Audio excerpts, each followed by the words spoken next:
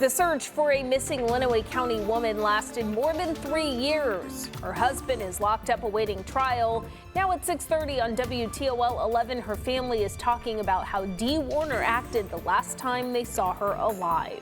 A Lucas County Commissioner candidate is speaking out after the plans for a new jail is paused. Why, he says there's bigger fish to fry.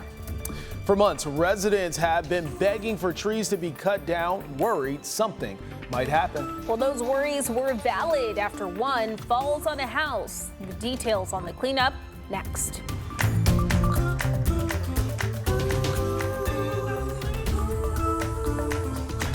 First, we want to start with a look at your forecast. Let's get right to meteorologist Kaylee Bowers. So Kaylee, this is the first Monday of September. Many people have the day off and a really nice day and beautiful out the door. I mean, look at this, Steven. It is absolutely gorgeous. That sunrise, the birds, the water. If you are heading to work today, give yourself a few extra minutes just to treat yourself. Look at the sunrise. It's going to be beautiful on your Monday morning, but it is slightly cool just depending on where you are. The further north and west you go, seeing temperatures in the 40s and the 50s, but the further east and south you go, right along the lakeshore, temperatures are in the mid 60s. So quite a temperature variation by over 20 degrees. If you're here in Lucas County and Toledo, right around 52, but we will be warming up later on this afternoon, but still seeing some mostly clear skies no matter where you are, and that slight breeze with wind gusts around 10 to 20 miles an hour. But it is Monday. Like Steven said, a lot of you may have the day off, and it is pumpkin season for some of us already. Go ahead and treat yourself once again to that large pumpkin spice latte. Temperatures only in the mid 70s for this afternoon with that mixture of sunshine and clouds. But how long will these below average temperatures stick around? We'll find out coming up in your extended forecast. But right now, 6:31 on your Monday morning. Let's check in with Steven with your traffic tracker. Let's get a nice live look at our roads. So this is down in Wood County, calling around town. No crashes to report. 75 right at US 6. Things are looking really good. So if you're traveling from the Bowling Green area towards downtown Toledo, you're right on time. That's a look at your Gallen-Tachus and Poison All traffic tracker. Right now, Dale Warner is locked up awaiting trial. He's charged with a murder and tampering with evidence in the death of his wife, Dee. Now, Dale's attorney has said she intends to go to trial, and he has pleaded not guilty to those charges. 11 Investigates sits down with Dee's family to talk about the relationship between Dee and Dale, looking back at how they met and what happened before Dee went missing more than 3 years ago. So what do you think she saw in him? Power, success. She had a drive, as I mentioned, to be very successful. Her first husband did not have that at all. He was very just happy with what he had, you know, go from day to day, get your farming done, make a living, support your family. We're all happy. She wanted to build an empire, without a doubt. Do you think she loved Dale and Dale loved her at one time? Do you think there was ever love? I think so, but I don't know that it wasn't always coated with that success story. That was really what she saw in Dale. Dale had this vision to build an empire. There was no doubt about it. And I mean, they took it by storm when they took her place down there and they transformed it into these new companies. Dee's family talks about how Dee acted the last time they saw her alive and how police ended up finding her welded inside a fertilizer tank in a barn on her property belonging to her husband. Now join us tomorrow at 5:30 for this in-depth conversation with Dee's family. That's only right here on WTOL 11.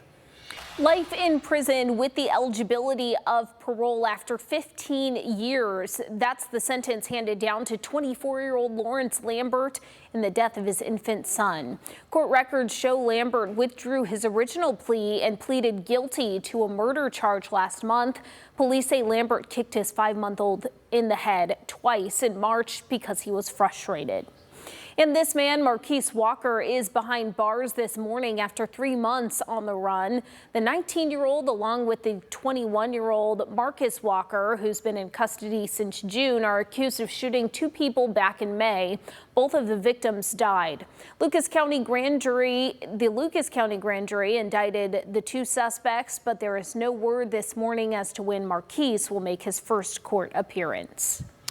It looks bad. That's the word coming from a Lucas County Commissioner candidate regarding the recent pause in plans for the new jail. Tom Winooski says he was troubled with last week's news that the plans for building the new Lucas County Jail are on hold. Commissioner Pete Gerken says the jail is over budget, and with interest rates where they are, now is not the time. But Winooski says the current commissioners may have some bigger fish to fry. The reason I got into this is because there has been mismanagement up and down the road on many things, especially human resources, as we've seen. We're going to get this guy out of this department, pay him off this so they don't talk. That is, to me, the lousy part of what the commissioners have been doing. And to me, the jail has become the brand now of the incompetence of the commissioners.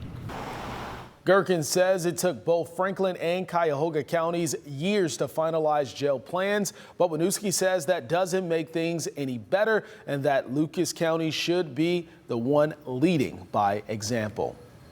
We're learning new details in the land development of the Oregon Town Center property. The city says it's one step closer to making a purchase, but there is a list of businesses that will not be allowed to operate in the area. Those include car washes, smoke and vape shops, and adult entertainment facilities.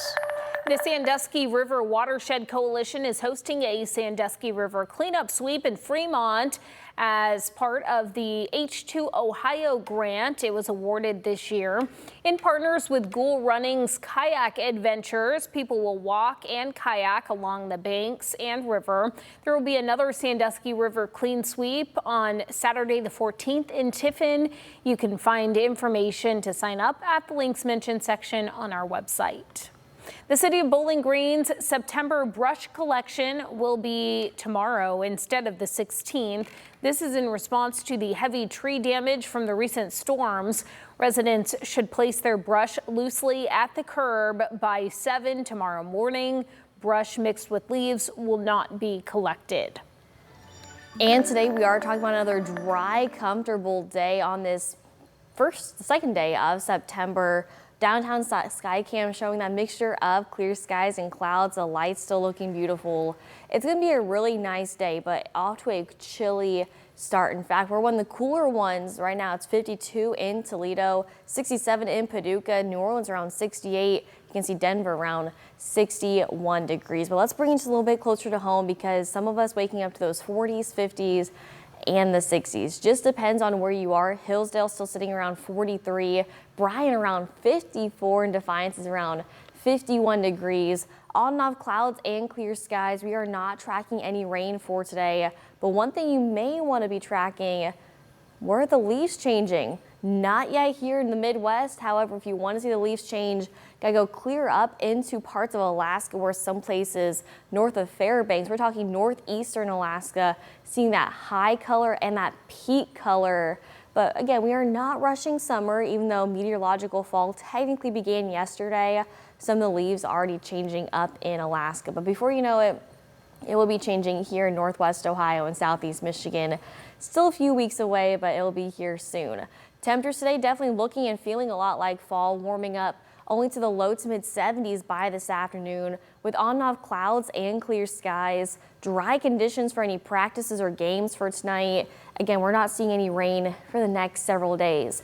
Overnight into tomorrow morning, a slightly cooler start as we're waking up to those temperatures in the 40s and the 50s. A few clouds start to push on in, but not tracking any rain. But we are tracking another day with those highs back in the mid to upper 70s before cooling back down to the 50s overnight into Wednesday morning. Some of us could even see those upper 40s for the morning, but then warming back up right around lunchtime on Wednesday, mid 70s, but warming up to the 80s by Wednesday afternoon. So those seasonal temperatures will be back. Just have to wait until Wednesday. 74s are forecasted high for today, 77 for tomorrow, 83 by Wednesday, upper 80s, near 87 by Thursday, and still seeing lots of sunshine for most of the week. However, a few more scattered showers possible for some of us for Friday, and that'll carry on into Saturday. We go from the low 80s on Friday, low 70s on Saturday, upper 60s on Sunday, but then warming back up just slightly to the mid to upper 70s for the beginning of next week with that mixture of sunshine and clouds. That's a look at your extended forecast. Kaylee, thanks so much. Well, you probably heard the news about the boy who broke a 3,500-year-old vase at a museum last week. Well, he recently went back to that same museum. Stay with us to see why.